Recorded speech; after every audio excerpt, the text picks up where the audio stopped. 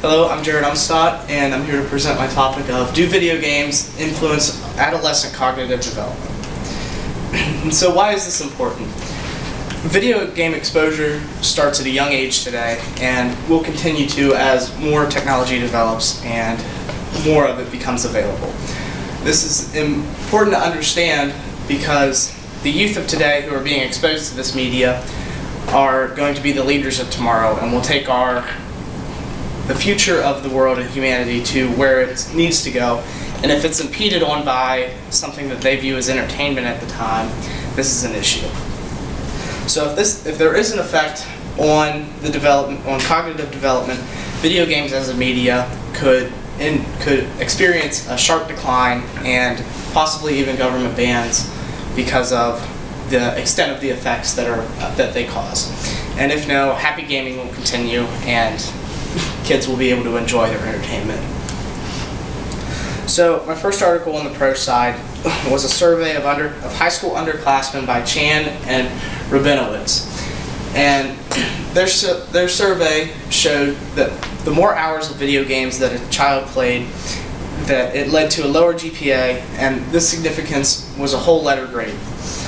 Also found where the more time spent playing video games, there were an increase in ADHD symptoms present, and also there were negative effects on the social lives of the children with the increase in playing time. This evidence shows that there are negative effects on the development of the children as they play more video games.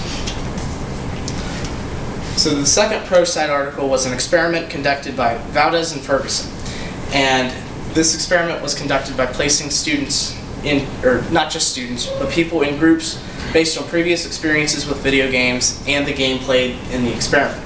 The three types of games played were violent, non-violent, and non-violence within a violent video game. There were pre- and post-tests that allowed for evaluation of the development of that allowed for the evaluation of the abilities before and after their exposure to these video games. The testing in this experiment found that no obvious improvement in the testing areas, only that the time could be better spent on more productive mediums. So now on to the con side. First con side article was an experimental study by Fang, Spence, and Pratt.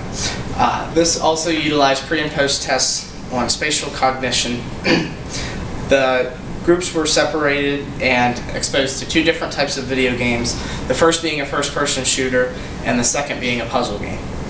The results showed that there was actually an improvement in cognitive ability after being exposed to the video games, not a hindrance. Also found where the action video games created more of an increase, and also females experienced more of an improvement than males did on the same tests. This is important because the action video games are also the ones that frequently catch the attention of the young kids who will be playing them. My second con side article was a survey conducted by Ferguson. 603 kids from age 10 to 14 and their guardians were surveyed at separate times. This was a comprehensive survey that not only focused on the cognitive ability of the student and their GPA, but also the family standing and the demographic that they are placed in.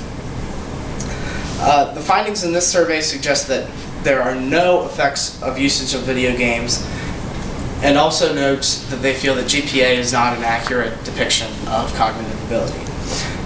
In comparison, other factors have a greater effect than video games do, such as the family situation and even individual teachers can lead to a different development of abilities.